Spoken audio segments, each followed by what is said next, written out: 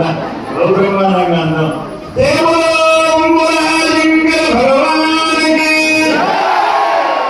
బ్రహ్మాండంగా అన్నారు కానీ బ్రహ్మాండంగా అంటే ఒక్కసారి అనండి కష్టపెట్టదు.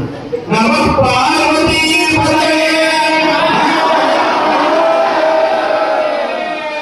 నేను నమః పార్వతీపతయే అంటే మీరందరూ ఏమనాలి? మహాదేవ.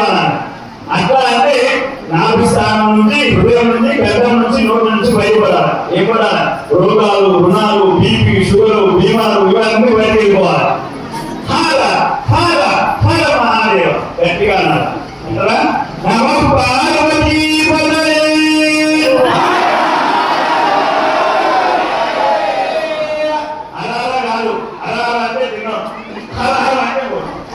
లోపలికి వెళ్ళారు పాపాలన్నీ మనం లోపలేసుకోవాలి.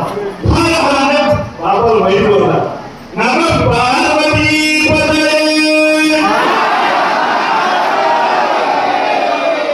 అందరూ సగం చేతులే ఎత్తుతున్నారు, పూర్తి చేతులు ఎత్తుతున్నారు.